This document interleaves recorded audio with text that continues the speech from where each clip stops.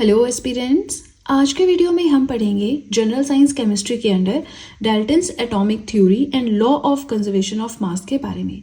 अच्छा, यहाँ पे हमें एक चीज़ समझने की ज़रूरत है कि हम Dalton's atomic theory and law of conservation of मास क्यों पढ़ेंगे, हम ये टॉपिक क्यों पढ़ेंगे। तो देखिए, जब हमने प्रीवियस टॉपिक पढ़ा था जिसमें हमने एटम्स एंड मॉलिक्यूल्स के बारे में पढ़ा था, हमने एक चीज़ समझी कि एटम्स में हमने दो स्टेटमेंट्स पढ़ी थी, अगर आपको ध्यान होगा तो एक स्टेटमेंट थी as per Dalton's atomic theory और एक थी लॉ ऑफ कंजर्वेशन ऑफ मास के हिसाब से। तो अब वहाँ पे तो हमने स्टेटमेंट पढ़ लिया, आपने रट्टा मार लिया होगा, ठीक है, अच्छी बात है, लेकिन थोड़ा सा उसके बारे में पता होना जरूरी है कि जो हम पढ़ रहे हैं as per this theory, as per this law, तो वो थ्योरी और लॉ बोलता क्या है वो समझने के लिए हम ये चीज़ पढ़ रहे हैं। ठीक है, देखिए बहुत ही छोटे छोटे टॉपिक्स हैं, फटाफट से हम कवर करेंगे, तो अपना नोट्स बनाने की रिस्पॉन्सिबिलिटी भूलनी नहीं है, साथ साथ में नोट्स बनाने, राइट। अब देखिए, डाल्टन्स एटॉमिक थ्योरी पढ़ने से पहले आपको पता होना चाहिए एटम्स क्या होते हैं, मॉलिक्यूल्स क्या होते हैं, जो कि मैंने प्रीवियस वीडियो में पढ़ाया है। केमिस्ट्री हैंड रिटन नोट्स की प्लेलिस्ट में जाकर आप lecture number 1 and lecture number 2 देख सकते हैं। फिलहाल अगर हम बात करें डाल्टन्स एटॉमिक थ्योरी क्या है, तो 1808 में जॉन डाल्टन ने प्रेजेंट की थी ये थ्योरी ऑफ मैटर, मतलब मैटर के ऊपर है, मैटर किस चीज़ से बना है उसके ऊपर सब कुछ है।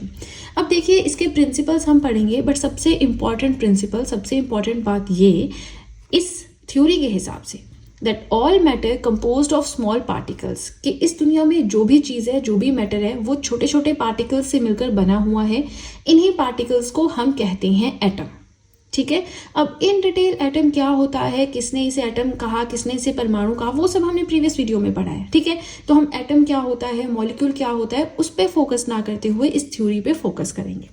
ठीक है, अब हर एक मैटर, पूरी दुनिया में जो भी चीज़ें हैं, छोटे छोटे पार्टिकल से मिलकर बनी हुई हैं, जिसे हम एटम कहते हैं। अब इसी थ्योरी के कुछ इंपॉर्टेंट प्रिंसिपल्स हैं जो आपको पता होने चाहिए, जहाँ से क्वेश्चंस आ सकते हैं, क्योंकि अब वैसा टाइम तो नहीं रहा कि सॉलिड लिक्विड मास में से क्वेश्चन आएगा, है ना, या एटॉमिक मास, एटॉमिक नंबर में से क्वेश्चन आ जाएगा, नहीं। अब थ्योरीज में से कोई चीज़ उठाएंगे, उसके ऊपर क्वेश्चन डाल देंगे।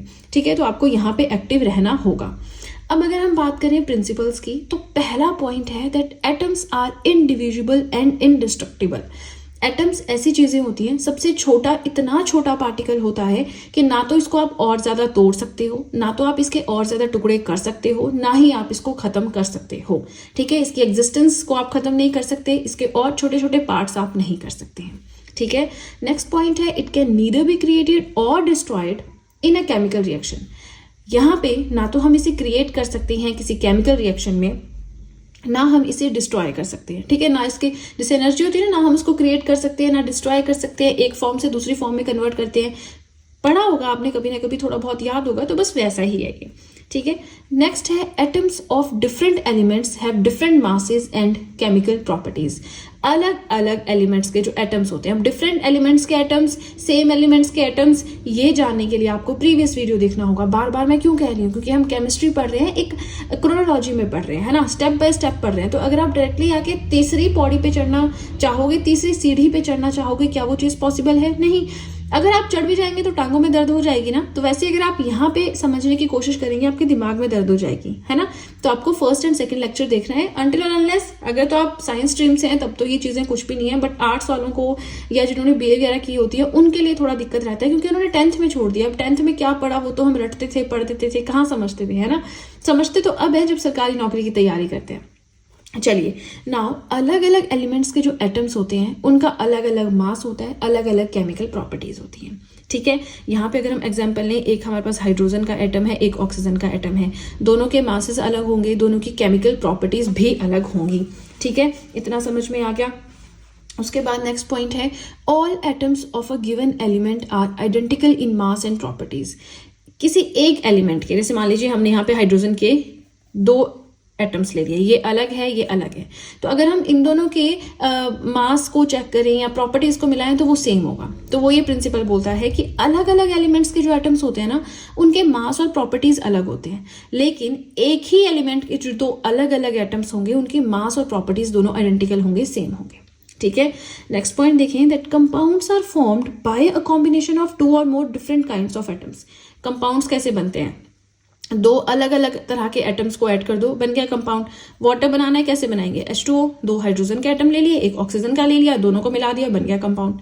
ठीक है, नाउ नेक्स्ट आता है, देखिए कंपाउंड्स क्या है, मिक्सचर्स क्या है, प्योर सब्सटेंस क्या है, वो सब हम अलग से पढ़ेंगे, बट यहाँ बहुत डेप्थ में नहीं जाना। आपने सिर्फ इतना समझना है कि हमने सरकारी एग्जाम क्लियर करना है, तो उसके हिसाब से ही हम स्टडी करेंगे। फाइन। नेक्स्ट ये प्रिंसिपल आता है इस थ्योरी का, that a chemical reaction is a rearrangement of atoms. एक केमिकल रिएक्शन क्या होता है, उसमें एटम्स को हमने रीअरेंज करके लिखा होता है, वही केमिकल रिएक्शन होता है, और वही ये थ्योरी बताती है। नेक्स्ट आता है, the relative number and kinds of atoms are constant in a given compound. मान लीजिए आप 3 ले लीजिए वाटर के कंपाउंड्स, H2O एक है, ये दूसरा है, ये तीसरा है। तीनों में अगर आप नंबर चेक करेंगे, कितने एटम्स हैं या कितने एलिमेंट्स हैं, है ना, एलिमेंट्स 2 हैं, 2 हैं, 2 हैं, एटम्स भी इक्वल है, तो वो जो है आपके कांस्टेंट रहेंगे एक पर्टिकुलर कंपाउंड में। ठीक है, आई होप आपको समझ में आ रहा है, कुछ हार्ड एंड फास्ट नहीं है इसमें समझने वाला, है ना, मैंने कोशिश की है इजीएस्ट वे में समझाऊं। अब देखिए हम Dalton's atomic theory and law of conservation of मास पढ़ क्यों रहे हैं। हम पढ़ इसे इसलिए रहे हैं क्योंकि प्रीवियस वीडियो में इन दोनों का जिक्र हुआ था और हमें ये समझना जरूरी है। ठीक है, नहीं समझेंगे तो फिर रटने वाली बात हो जाएगी। एटम में हमने 2 प्रॉपर्टीज एटम्स की पढ़ी थी, लेकिन हमने उसमें रेफर किया था कि एक डाल्टन एटॉमिक थ्योरी के हिसाब से है, एक लॉ ऑफ कंजर्वेशन ऑफ मास के हिसाब से है। तो अब आपने यहाँ पे क्या करना है, इन दोनों चीजों को समझना है। ठीक है, नेक्स्ट आता है, अब लॉ ऑफ कंजर्वेशन ऑफ मास के बारे में हम पढ़ेंगे। ठीक है, तो ये लॉ क्या इंप्लाई करता है, ये बताता है that mass can neither be created nor be destroyed. जैसे एनर्जी होती है ना, law of conservation of energy, ना ही आप एनर्जी को क्रिएट कर सकते हो, ना ही आप एनर्जी को डिस्ट्रॉय कर सकते हो। सेम वही चीज यहाँ पे है। मास जो होता है, law of conservation of mass, mass जो है कंजर्व्ड रहता है, एक जगह पे इकट्ठा रहता है। ठीक है, ना आप इसे क्रिएट कर सकते हो, ना डिस्ट्रॉय कर सकते हो, although it may be rearranged in space. लेकिन एक स्पेस है, एक पर्टिकुलर स्पेस है। एग्जांपल ले लेते हैं, मान लीजिए इस पूरे स्पेस का भार है 100 किलोग्राम्स। ठीक है, अब हो सकता है कि ये वाला पार्ट जो है वो ज्यादा भारी हो, ये वाला जो है लेस वेट हो, इसका मोर वेट हो, है ना। लेकिन अब जो ओवरऑल वेट है इसका 100 kg रहेगा। हो सकता है यहाँ से ये वेट यहाँ पे चला जाए और सारा वेट आपका इसी साइड पे आ जाए, यहाँ पे बिल्कुल 0 वेट हो जाए, लेकिन फिर भी इसका ओवरऑल वेट 100 किलोग्राम्स ही रहेगा। तो वही चीज ये बोल रहे हैं कि एक पर्टिकुलर स्पेस है, क्लोज्ड सिस्टम है, with in a closed system जो भार होता है, मास होता है। अब मास और वेट क्या होता है वो हम फिजिक्स में पढ़ेंगे। ठीक है, वो मैं आपको बहुत अच्छे से बताऊंगी, फिलहाल भूल जाइए इस चीज को। हम ये देख रहे हैं कि एक क्लोज्ड सिस्टम में मास को ना आप क्रिएट कर सकते हो, ना डिस्ट्रॉय कर सकते हो, जितना है उतना ही रहेगा। The mass of the system must remain constant, constant रहता है, it can not be change, कम ज्यादा नहीं हो सकता। Can only be transform from one form to another, इधर से उधर, उधर से इधर, बस ट्रांसफॉर्म होता रहेगा। ठीक है, अब थोड़ा सा इसको एग्जाम्पल से समझ लें, है ना, एग्जाम्पल से समझना जरूरी है। सो यहाँ पे बात करेंगे, पहला है when coal is burn the carbon atom in it changes into carbon dioxide. जब कोयले को जलाते हैं ना, तो जो कार्बन होता है उस कोयले में, उस कोल में, वो चेंज हो जाता है कार्बन डाइऑक्साइड में।